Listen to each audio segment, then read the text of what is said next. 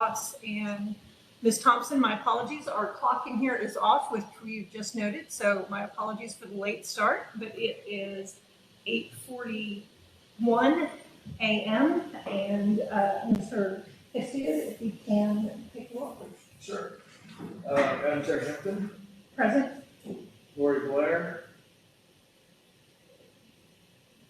Larry Hall. Here. Mark Reeves. I'm here. Ann Bagley. Here. Ryan Barron. And Jennifer Ryan. Madam Chair. Yes, thank you, Ms. Bagley. We were just about to ask you to turn your camera on. Our new rules. Thank you, ma'am.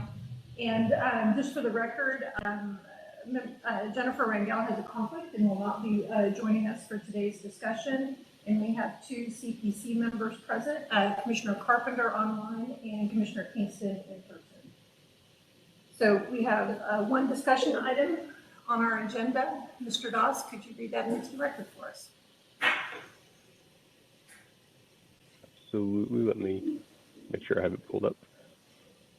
So the request before you this morning, we have the meeting minutes from November 4th. So we have approval of the meeting minutes from November 4th, consideration of the 2022 Zoning Ordinance Advisory Committee meeting scheduled. That's just for your information.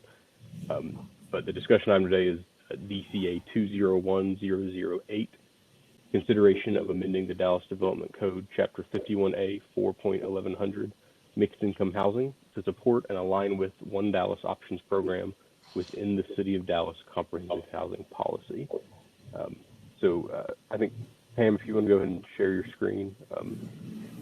We're having Pam do the brunt of the presentation this morning.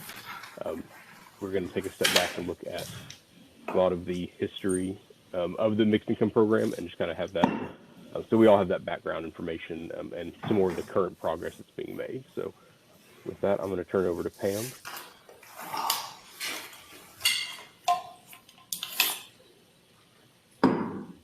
All right, good morning, everyone. This is a continuation of our One Dallas Options, as Stephen noted. And the request, of course, is still consideration of amending the Dallas Development Code, Chapter 51A, 4.1100, mixed income housing to support and align with the One Dallas Options program within the City of Dallas Comprehensive Housing Policy. So good morning, everyone. Stephen and I have fielded a lot of questions that lead us to believe that it might be helpful to back up and review the existing mixed income program and then outline the proposal for One Dallas Options. Some of this may be repetitive for some of you, but I would bet that the information we cover may fill a few gaps that you might not have known you had. So we'll talk about the current mixed income program, including the current production pipeline. Then we'll recap the One Dallas Options financial incentives, options for compliance, the fund, and the current housing development pipeline. We'll also recap some of the proposed additional amendments and discuss some staff updates from the last meeting. So as a reminder, these proposed amendments to Chapter 51A are part of a larger initiative that's supported by the city manager and members of council to create additional options related to the mixed income program and to allow for a fee in lieu of on-site provision of reserved units. In addition, council is tentatively scheduled to review the proposed changes to Chapter 51A, 20A, 52, and the CHP in February.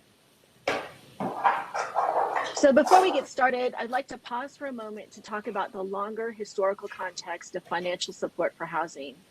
As we know, racial inequity is not a matter of individual choices. It results from systemic and intentional actions by federal, state, and local governments and by governmental agencies. I've posted here the 1937 redlining maps from the Homeowners Loan Corporation.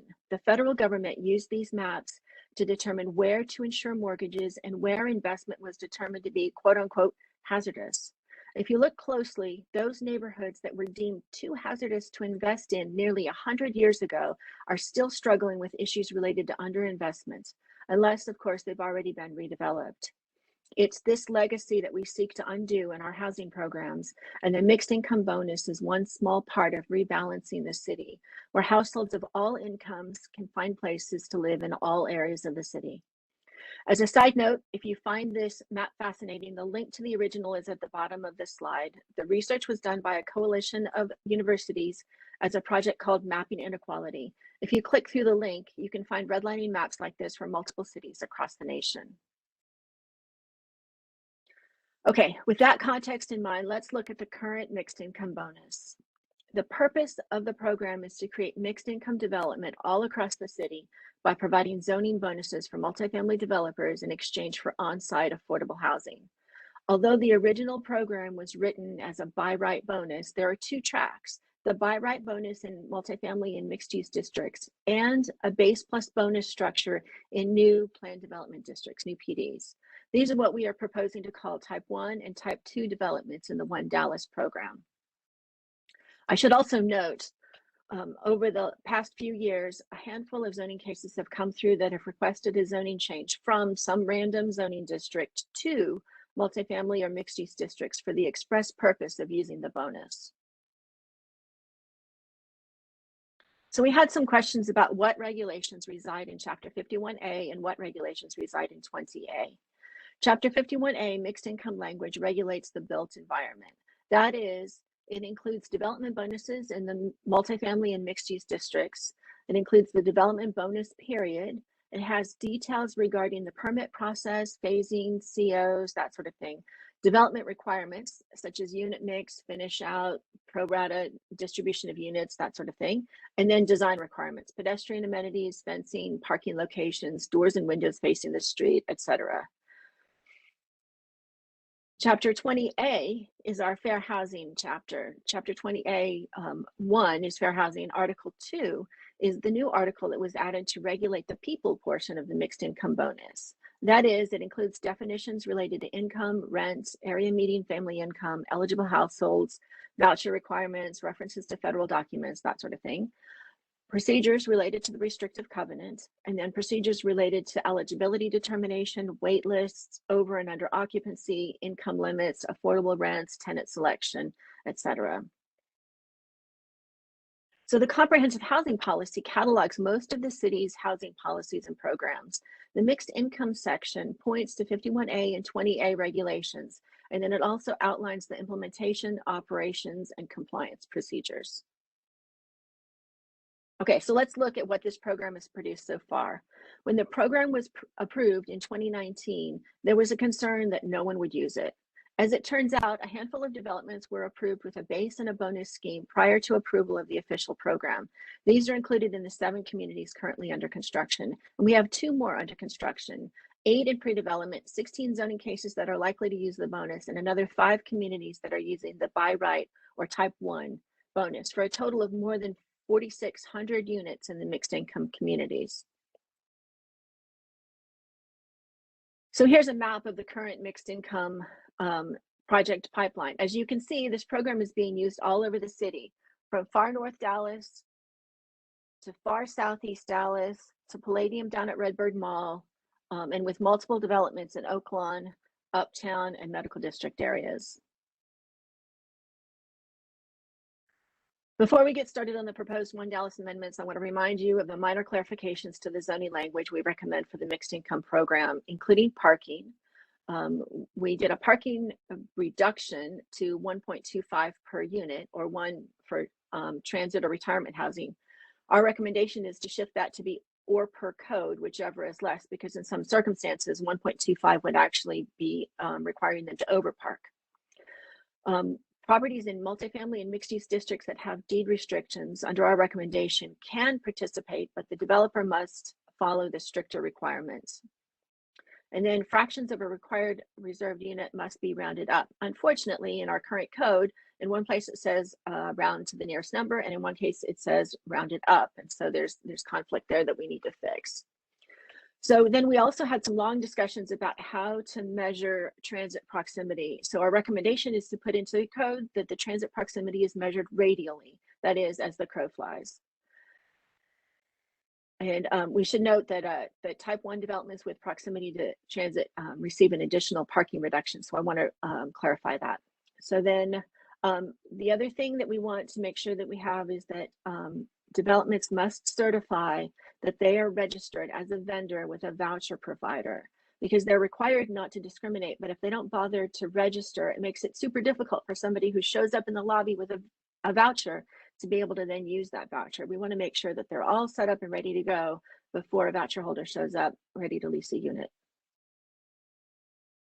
So that covers the existing mixed income program and the handful of minor clarifications we recommend making to the code. Now I'd like to have us review the overall context of the One Dallas Options Code Amendment and then dig into the details.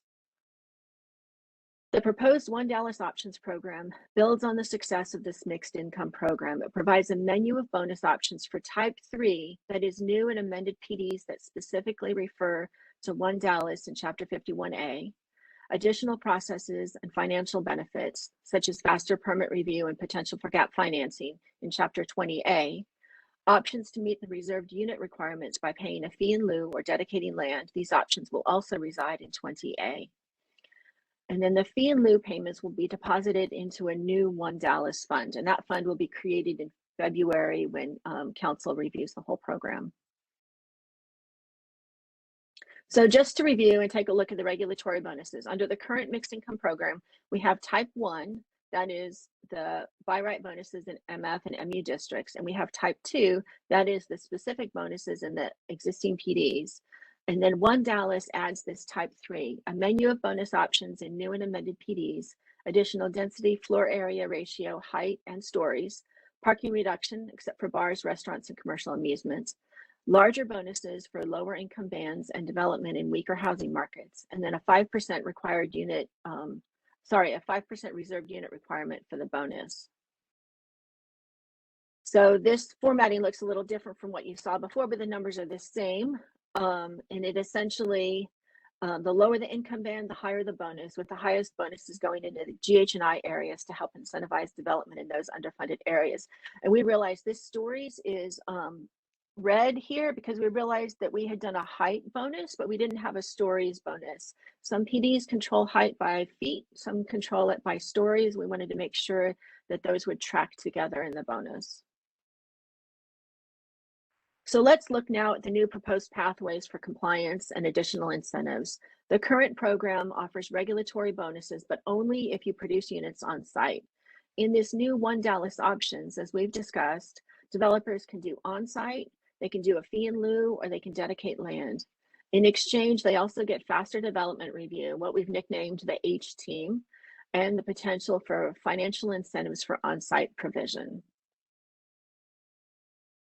In addition to these One Dallas options, we would like to recommend strengthening the language in Chapter 20A to ensure that developments prioritize holders. This is new information for y'all. We've been working through these details. So developers should prioritize holders of housing vouchers for occupancy of the reserved units, register as a vendor with one or more local providers of housing vouchers, which we've talked about already, and then actively market to holders of housing vouchers through their affirmative fair housing marketing plan. This is to make sure that we're not requiring that they occupy with only voucher holders, but we are requiring that they not discriminate, and we want to make sure that we set them up for success in that. So if this is approved and we have a fee in lieu program, the fees would be deposited into a new One Dallas fund. These fees create an additional locally controlled funding source for housing. And we propose that these fees be used to create and preserve reserved dwelling units and increase affordability in MVA categories A, B, and C, and in rapidly gentrifying D, E, and F. We also recommend that we support equitable revitalization in categories D through I. That is, that we incentivize new market rate units in mixed income communities, that we renovate existing affordable units, and that we build new neighborhood infrastructure. We also want to let this funding expand the programs in the housing policy, including homeownership opportunities. And then, because there's not a ton of general fund money for housing at this point, the fund would need to pay for administration, much in the same way that the TIF funds pay for administration. Then the funding would be awarded through an existing development funding application process, through our NOFA process, and it would be a grant or a loan depending on the underwriting.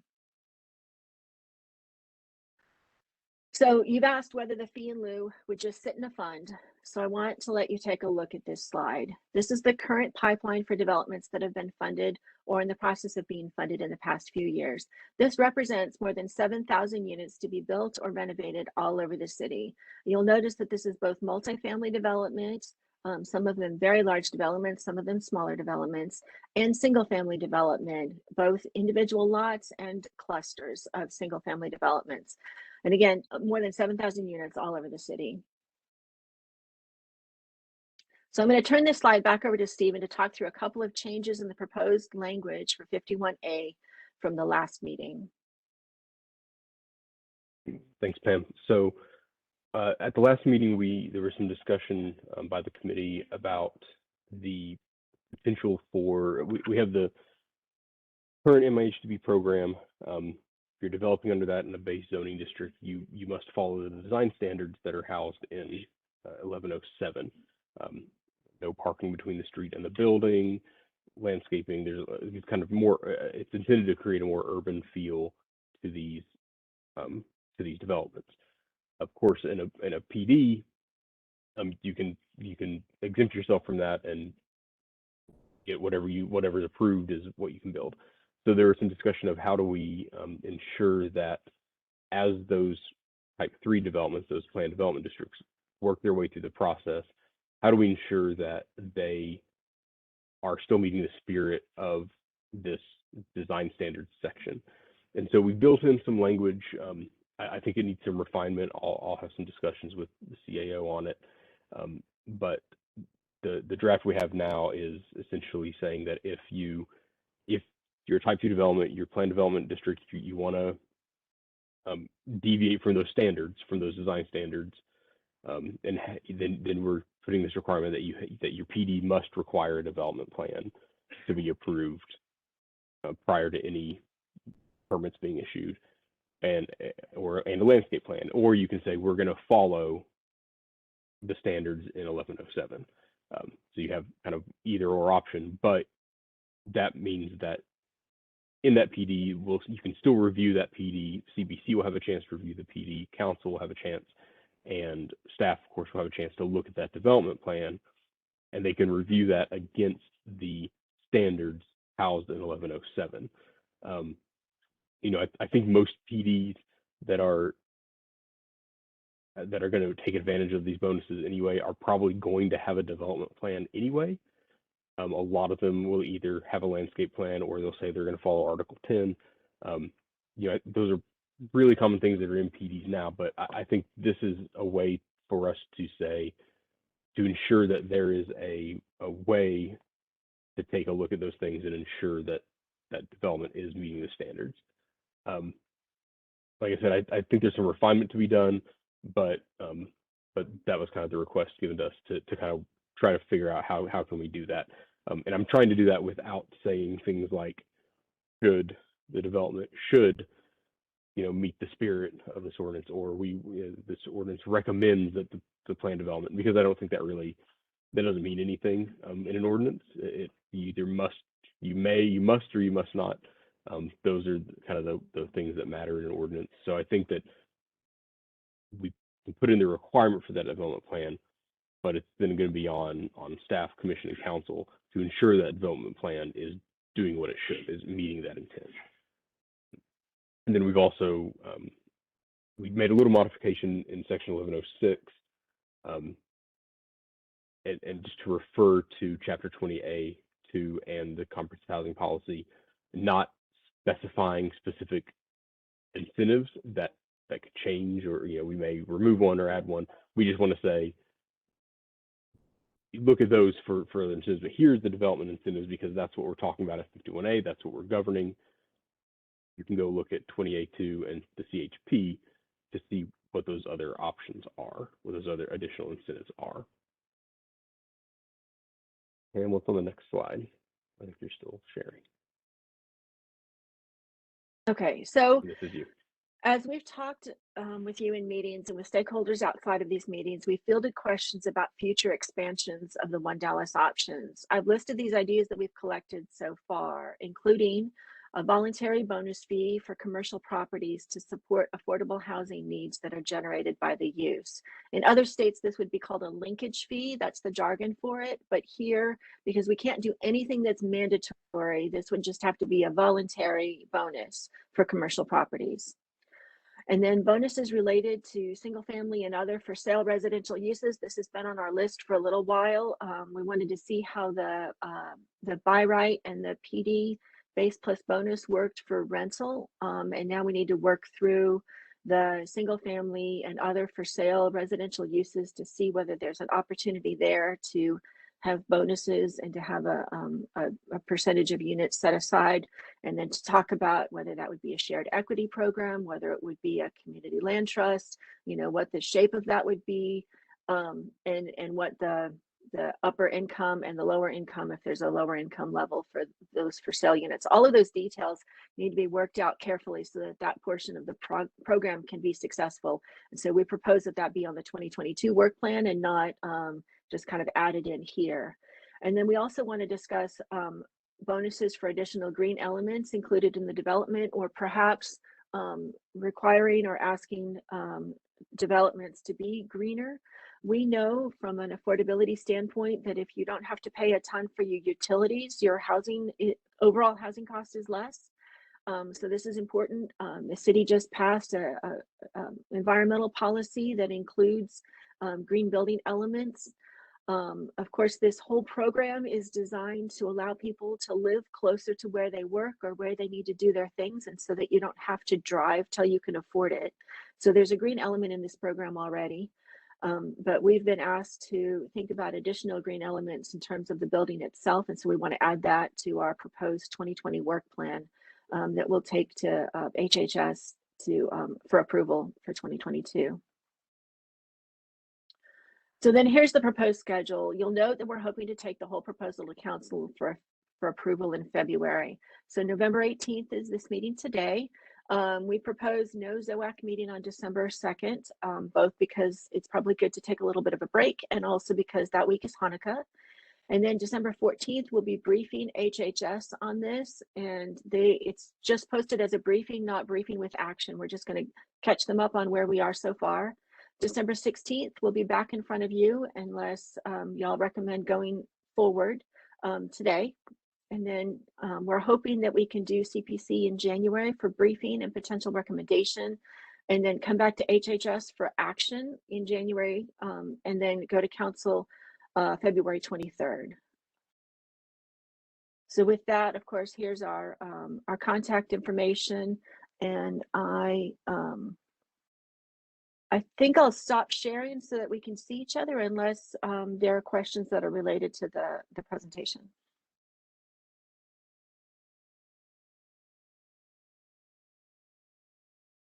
Okay.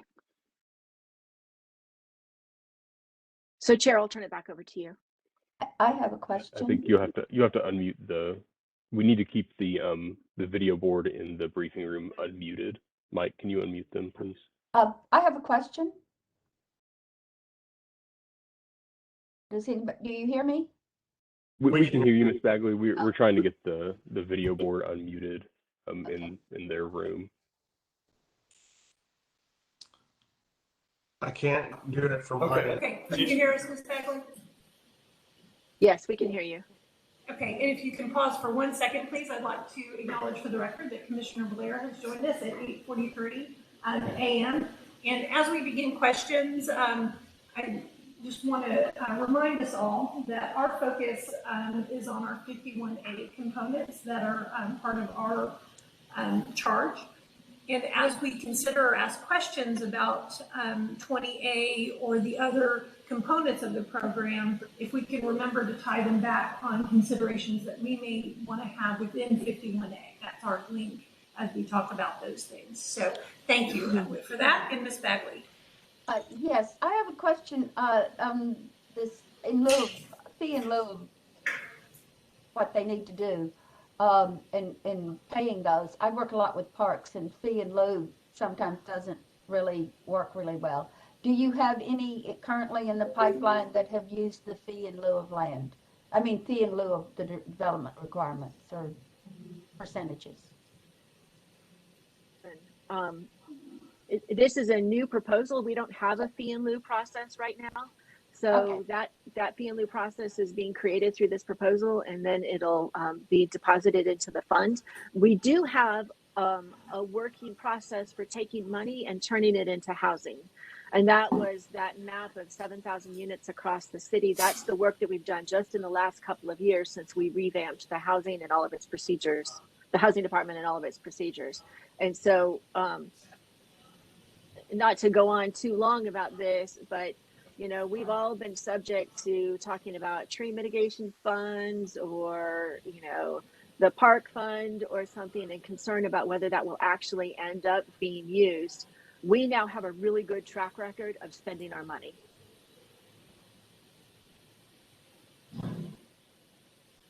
Any follow-up, Ms. Bagley?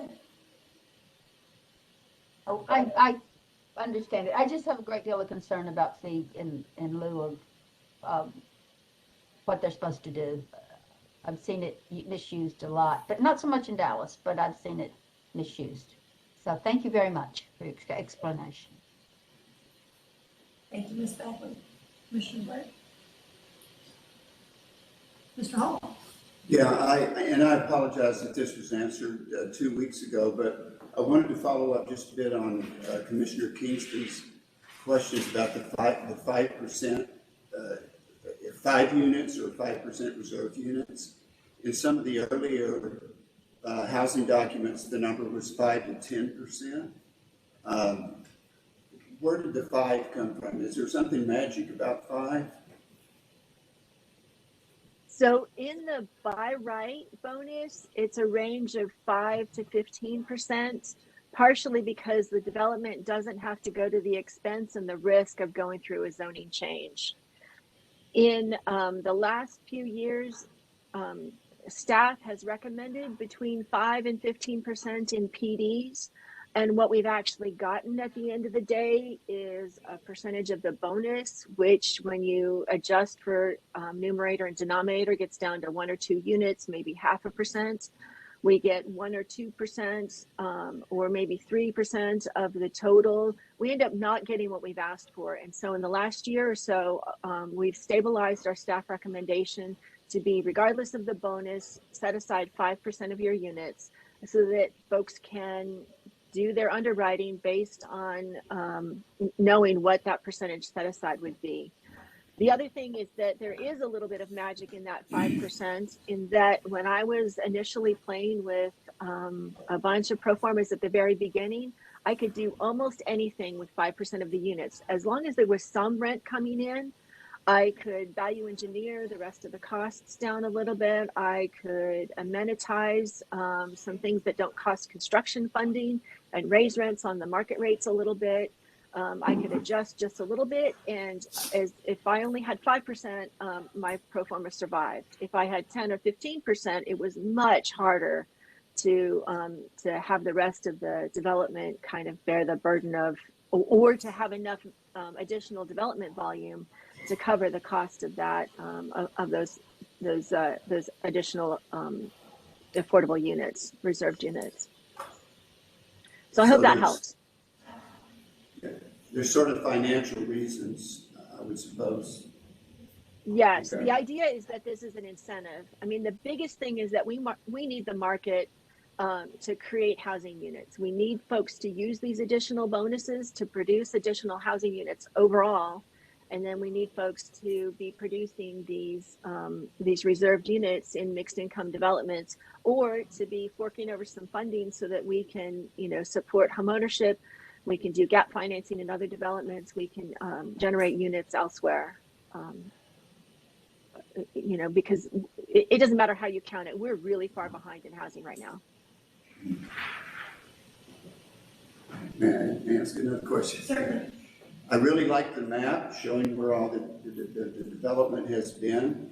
There's a big gap in District 13. What's going on there? How do we show the map? Can they put the map back up? Yeah, Pam, could you show the map again? I can. You may have to log back. So our members who will have questions, you may need to speak up because I will not be able to see you.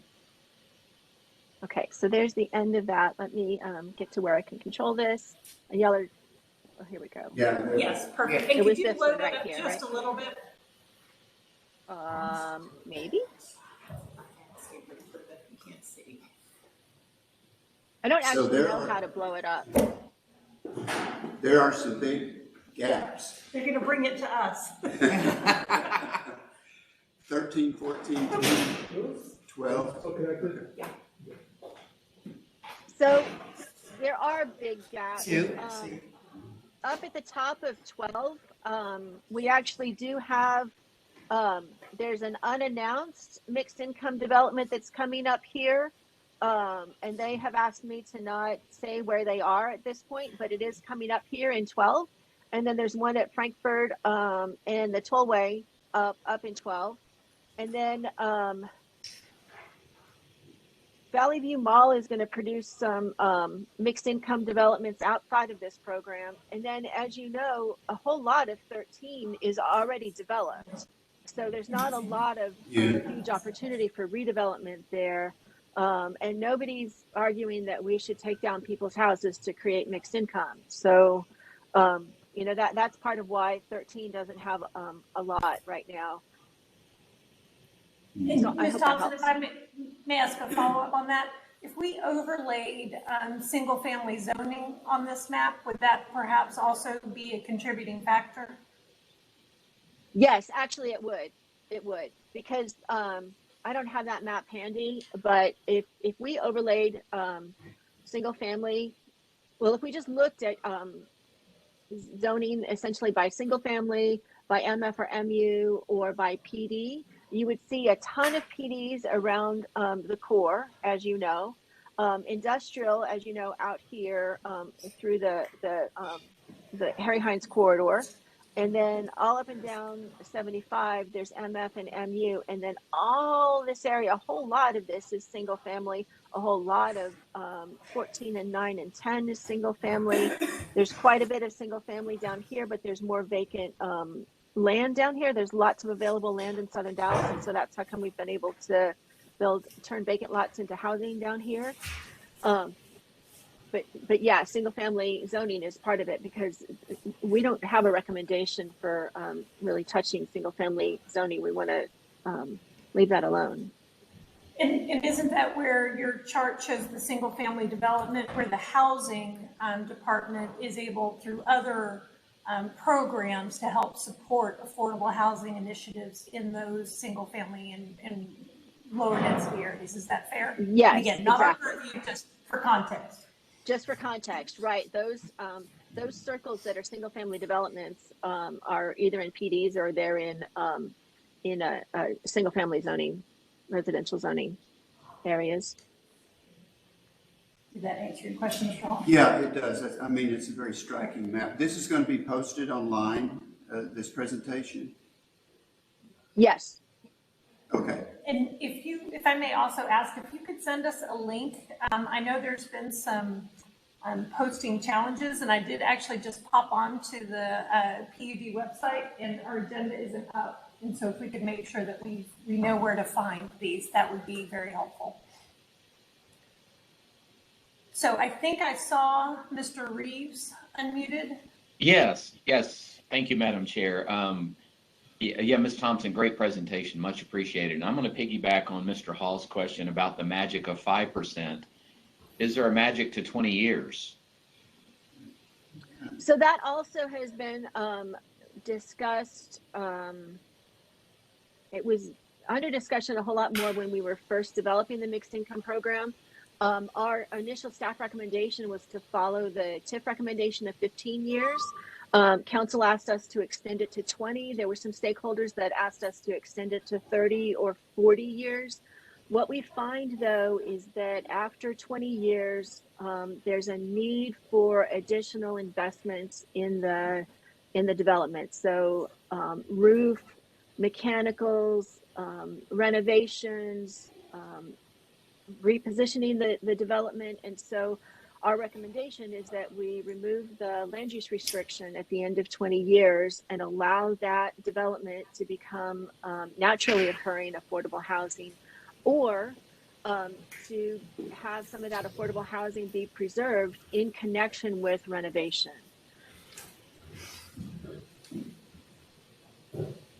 Okay. So I hope that, Okay. Go ahead. All right. No, thank you. I'm just trying to get my head around that. Thank you. We did, so just one follow on, we did a whole lot, well, I did a whole lot of research into aging apartment communities when I first joined the city. And some of those communities that were 30 or 40 years old and hadn't had this opportunity for renovation and for putting money back into the development, they were really showing their age, and they were creating some health hazards for the folks that were living in those units. And so we don't want to perpetuate that. We want to make sure that there's a break point, there's an opportunity to reinvest, and then have it continue on as a B or C class property, or join our renovation program and maintain that affordability with some additional funding being put into the units. So thank you for letting me answer that. Okay. Commissioner Blair? So if I can piggyback on Mr. Reeves's question about the magic of 20, if you look at the concentration, then and not having a plan that doesn't end everything in 20 years, then what you'll have is, oh, don't change the map. Well, let me, so as we talk about concentration, I want to look at the actual, where this mixed income has been used. So it's all over. But if you look at page 19, where you look at the housing funding and everything, you don't want to all of a sudden have everything 20 years from now to end, and then as you said, show its age. So how do we ensure, or how do we provide a gap or a process that is guaranteed we're not introducing new blight, because all of a sudden we started the plan today, everyone starts using it tomorrow, and 20 years from now, everybody walks away from it and we have new blight in our city. So how do we ensure that that does not happen? Well, so the way that development happens in the city is that we don't, put 1 million units on site right this minute, right? We start a development, and then a few years later, it's a constant cycle. And so we have, this is why we call it a pipeline, right? So we've got developments that are nearing completion. They're at the temporary CO stage. We've got developments that aren't quite at the temporary CO stage. We've got developments that are mid-construction. We have developments that are in pre-development. We've got developments that are doing their initial engineering. They're not quite going. And we've got developments that folks are talking to us about that haven't. And so it's this ongoing pipeline of developments. So as the LURAs, the land use restrictions, fall off on these 20-year properties, at the end of 20 years, we've got this whole pipeline of mixed use developments that follow that 20 years from now, let's see. So we have 5 of them in Oak Lawn. So 20 years from now, in 2041 or so, that'll be the end of those land use restrictions for those particular properties. But by design, we'll have a bunch more developments that will be taking the place of those developments in this ongoing cycle of renewal. And if the current uptick in interest in this program stays true, we're going to need more staff, bottom line, to work this program, because we've seen a lot of growth in this program going forward, and we're hoping to see even more growth. If we're successful, we'll have mixed income developments all over the city, and if you have a voucher, you can go anywhere in the city that you want to. You won't be stuck in just a handful of apartment communities that accept vouchers.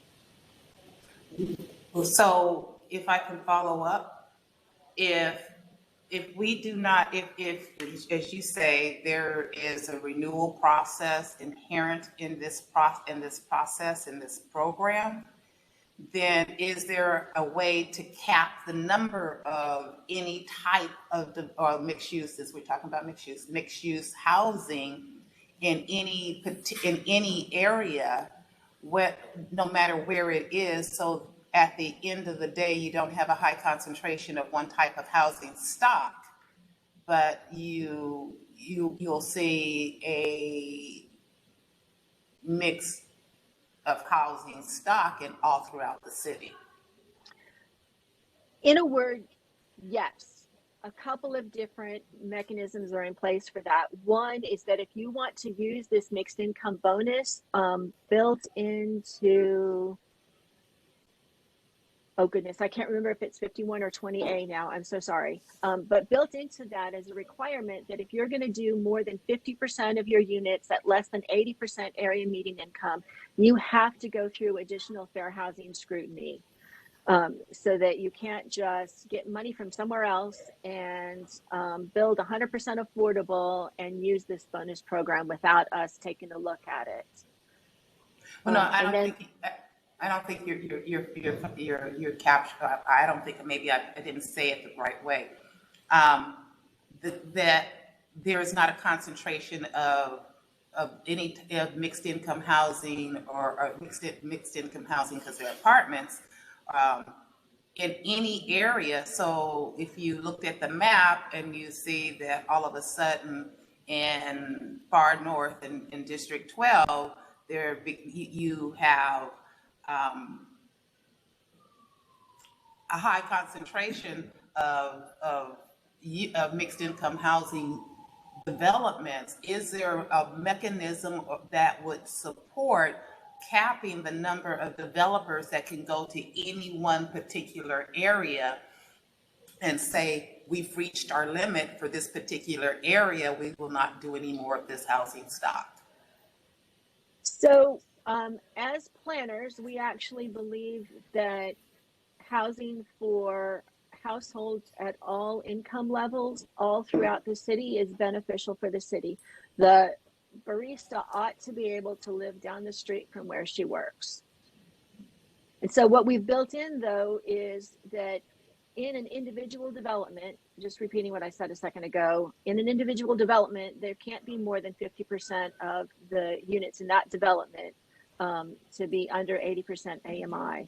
The rest of this program is really designed for market rate development. They're not going to be using more than putting more than 5% of their units as mixed income. So there might be mixed income developments everywhere, but it's 95% market rate and 5% reserved units.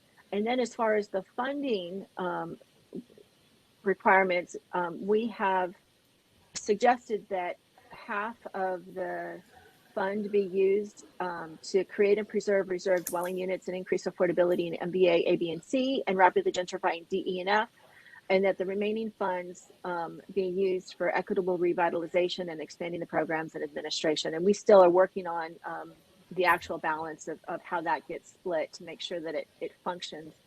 But the idea is that there is mixed income everywhere, that there's not a concentration of poverty in any one place, and that that developments across the city are available for a whole range of families. And then one other thing is that we are focused on making sure that our low-income housing tax credit program developments, which are outside of the scope of this discussion, but potentially relevant, are also scattered throughout the city. That's a little bit of a market-driven. We don't cite those. Developers come to us with a potential site, but there are regulations about how close those developments can be to each other and the scoring and all of that. So, and Ms. Thompson, I think that captures, what the spirit of Commissioner Blair's question was, is that if we suddenly saw, this is geared towards 5% minimum, but let's say that a project came along and it wanted to provide 50% below 50% AMFI. And then we suddenly had 5 more that cropped up in, within a half mile. Does that start to concentrate and not be consistent with the spirit of this, which is spreading the different income levels and the different housing throughout the city. I think that's, and so that idea of, should there be either a spacing or a maximum that can occur within either a time period or a geographic boundary? Are there other provisions that should be considered? Thank you. And it's well beyond, I think, really how the current program is structured, and it was just a question of should that be considered? So, yes, we can take that back and consider it. At this point, I really do believe that our requirement that if you are going to do more than 50%, below 80%, that you have to go through additional fair housing scrutiny, covers it. If that means that we then get a whole slew of developments that are at 49% that haven't gone through our other programs, then that might be something that we do need to go back and look at. But it's just such a one-off to have a development that comes through that has more than 50% of its units be set aside for families under 80% AMI, and for that development not to go through one of our other programs and to go through council scrutiny. The one that I can think of is that the Garland Housing Finance Corporation is funding a project in District 12. And so that one is at 49% because that they didn't want to go through the additional fair housing scrutiny. But that's the only one in the, almost 100 cases that I've seen so far. Everything else goes through council review and fair housing. So if we know that there is, and trust me, I believe that developers will know that if we do 49, and the next thing they'll do is 49 and a half, so that they don't have to go through that additional scrutiny. Is there a way to do a sliding scale that says that if there is a high concentration of this development in this particular area, that instead of at 50%, then it drops down to 45, drops down to 40? Could that be the vehicle that provides limiting concentration of any of this particular stock of housing in any one area?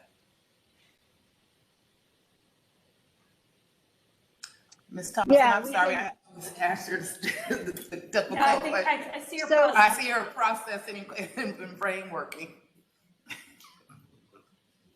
Yeah, the thing that I struggle with is that I really struggle with figuring out how that would happen outside of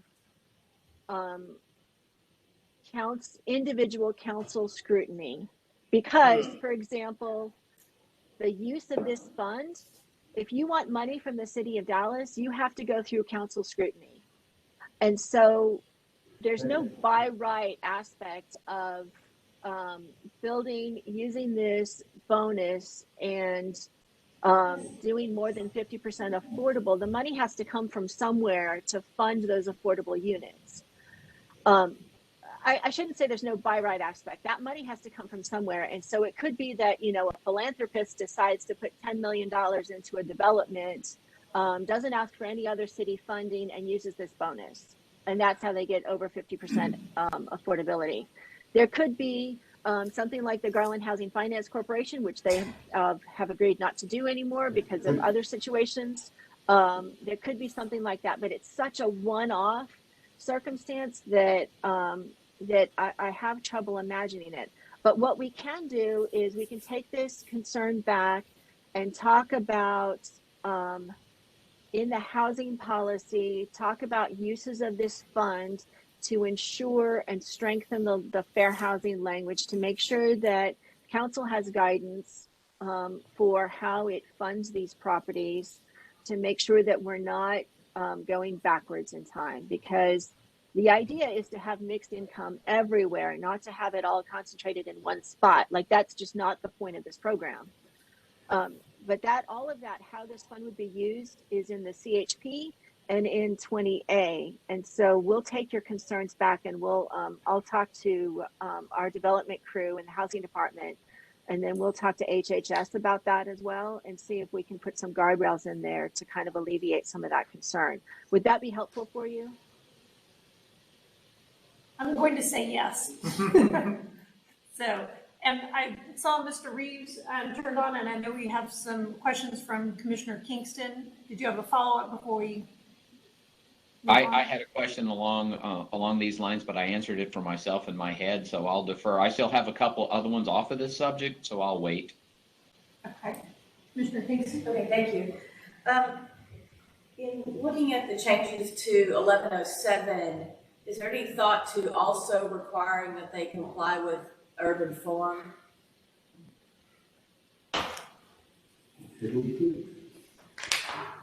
So we're not recommending, so you're just talking about type 3, the new PDs that are coming through that use One Dallas? Right. Stephen and I have not actually discussed the requirement for urban form setback.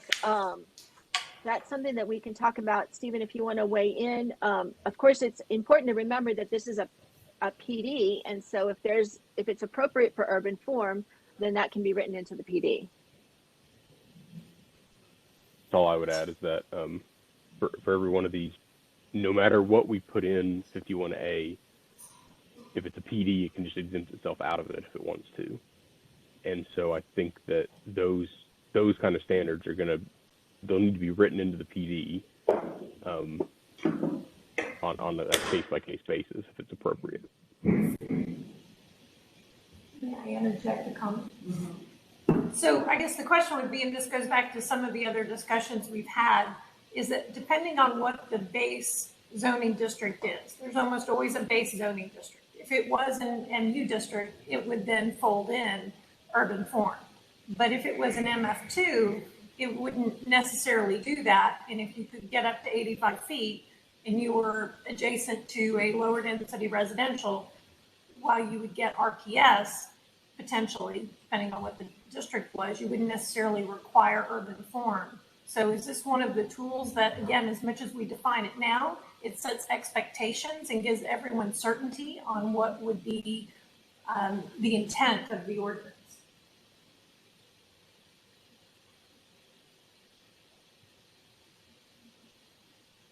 So I think I'll go back to, we're not proposing any changes to the current mixed income program as it is.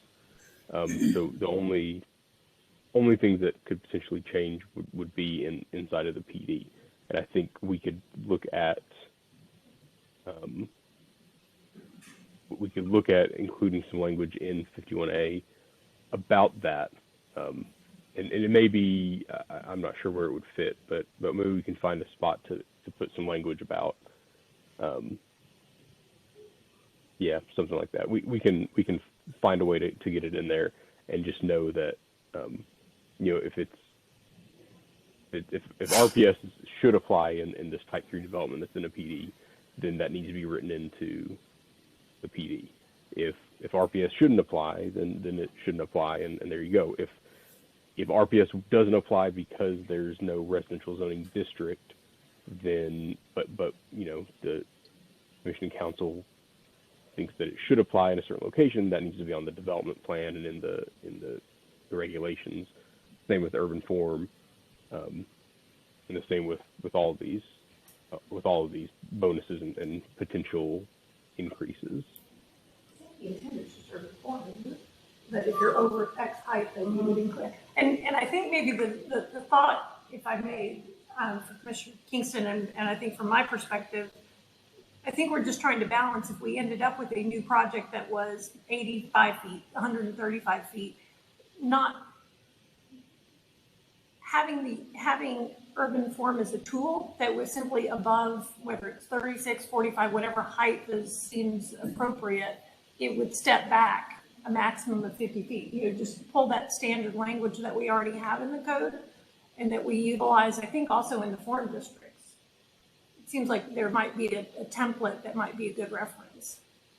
So Yeah, if I can jump in for a second, we did do that in the MF1 and MF2 districts by right.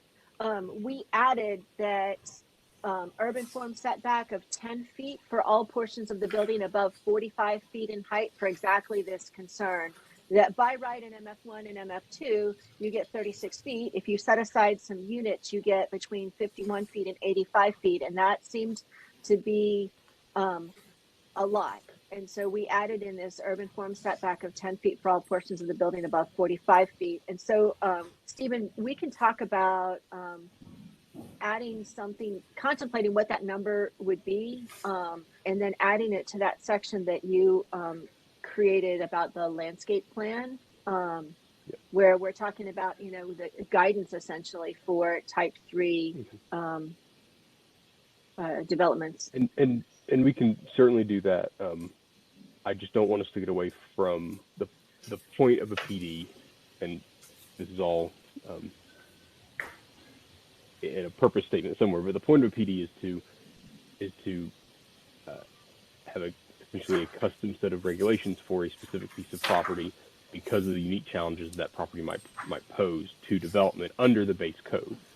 And I don't want us to write into the base code a set of standards that is going to limit if the property needs a PD because it cannot develop under the base code in the way that is most appropriate for the location.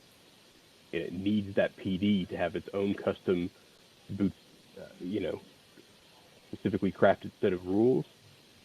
But then every time we look at those rules, we have to go back into 51A and follow those rules. We're just ignoring the purpose of the PD. That's what I want to stay away from. But I think there is a way to put some sort of guiding language in the ordinance. But again, I don't want us to lock in these PDs to something that's in base code when the entire point of being in a PD is the flexibility that comes with that. But I think there is some, we can work something in there. And if I think Commissioner Kingston has a follow-up, but Ms. Thompson, where is that setback requirement? It's actually written into the multifamily district itself. We added, when we did the mixed income program, we added a section or subsection in the MF1, MF2, MF3, and MU1, 2, and 3 districts that provided for these additional development rights. And then we added conditions in there as well. Thank you. I look forward to looking that up. Commissioner Kingston. Thank you. So, and I just want to make sure I understand this. Someone could create a PD that doesn't reference this section of the code and do kind of whatever they want, right? I mean, all new PDs don't have to comply with this. Is that correct? Correct. That is correct. But yeah. I have a couple other questions. We talked about 5% or 5 units being the minimum, and then your thing today just said 5%. Did we fall off the 5 units or? No, my bullets were just simplifying what we have talked about. There's no structural change to anything that we've talked about so far. That 5% or 5 units is still there. Okay. So my concern about that is how do we accommodate smaller projects? Because 5% or 5 units, by the time you get 5% equals 5 units, you're looking at 100 unit development. And there's tons of opportunities in, for example, Old East Dallas, where you could do 12 or 20 units on a site that would fit in nicely with the surrounding community, and there's no way you're getting 5 units at affordable and incentivized development there. So is there some thought to projects below a certain size have to have, a minimum of 1 or 2 units or X percent, and projects above a certain size have to have, whatever, 5 and 5? So our minimum of 5 units or 5% was only for the type 3. So it's the scenario, not in East Dallas where folks are using the base districts, but instead where somebody is coming through and they're doing a PD, and they're asking to use the type 3 One Dallas set of bonuses in order to get additional development rights. And along with that, they get faster permitting and the ability to use a fee in lieu. So now we start getting into spot zoning if we're going to take a site that's appropriate for 15 or 16 units, and we're going to create a PD for that one spot and make it a type 3. I mean, it's possible that would happen, but I struggle with trying to figure out how that would work. The other thing is that if they did, once we have some money in this fund, we can offset the cost of those additional units.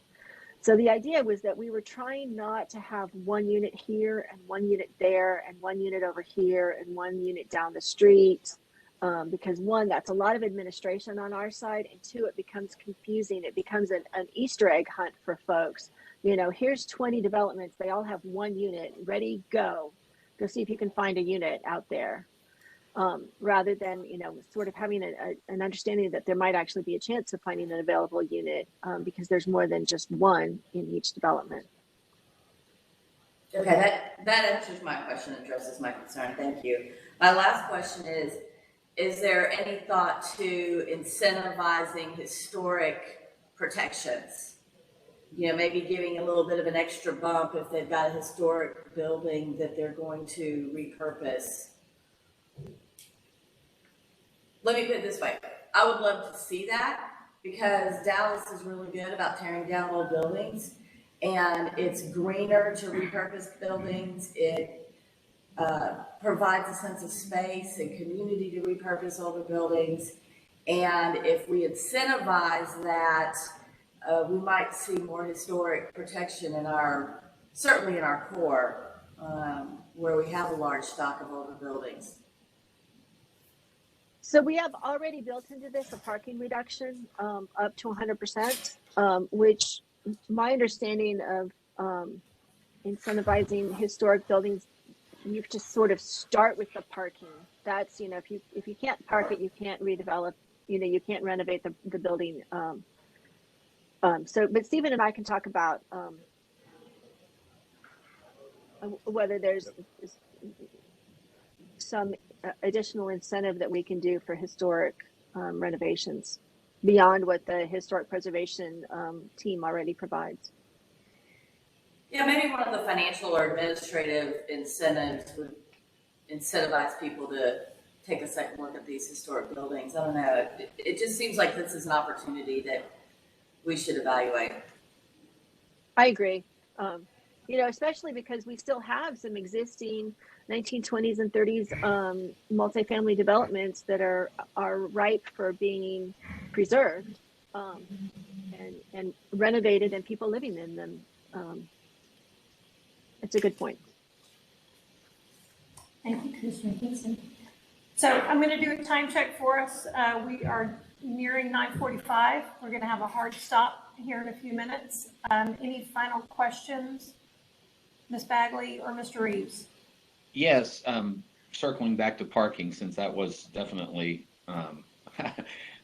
earlier this year, that was all we talked about. So if a development gets a parking bonus, or you know the reduction, and then you do have a bar, restaurant, inside amusement in there, which does not get the parking reduction. Is there any thought to, like, all right, so I've got like all my residents, which I did not provide parking for, are taking all my parking spaces. And now that the bar or the restaurant or inside amusement that was supposed to have those parking spaces does not have them. And thus people get pushed on the street into the adjacent neighborhoods. Thoughts about that?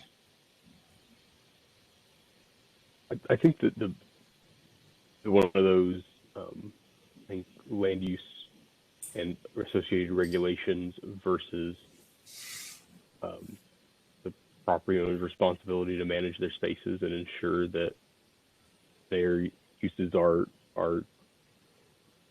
aligning they're accommodating their uses the way they're supposed to be. I'm sorry, I'm laughing because you obviously are not familiar with East Dallas. I can admit I may not be as familiar as some people are, but so I understand that it's going to be an issue no matter what. Pam, do you have an answer? You were about to unmute yourself, and I cut you off, and I should have just let you answer. Can I icons? It's hard to see sometimes.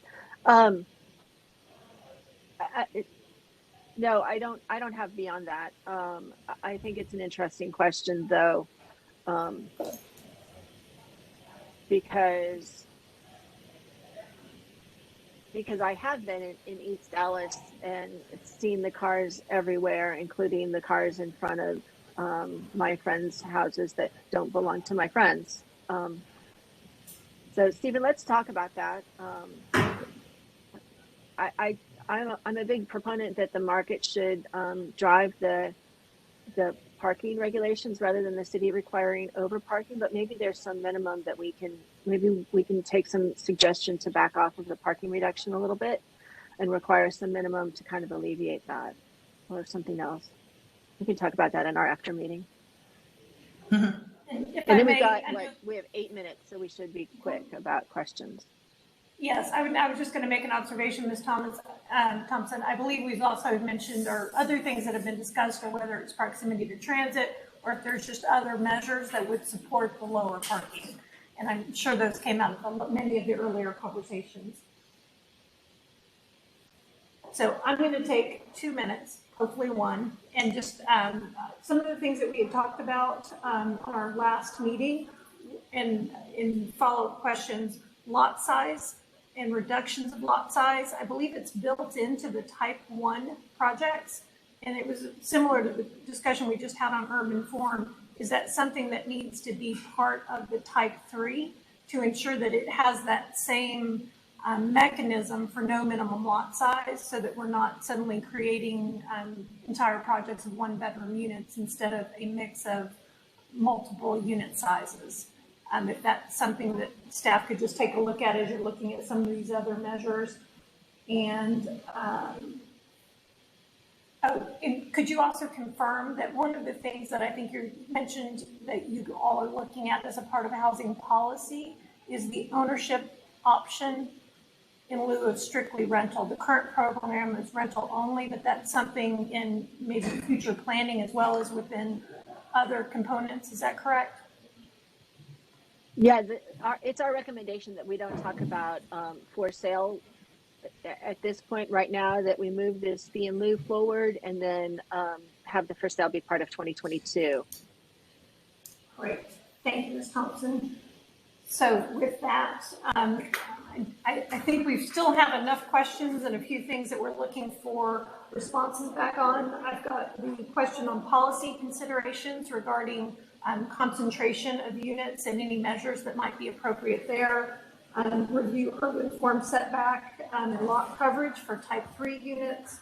And then if there's any additional bonuses that might be considered relative to historic properties.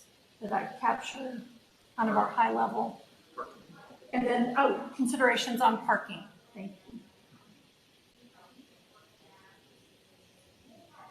So with that, I would like to thank, and I know my colleagues join me in thanking Ms. Thompson and Ms. Doss for their continued fielding all of our questions. And so we look forward to hearing back after your presentation to council, and if there's any additional policy considerations for this group as we're trying to move this forward, looking ahead to December the 16th.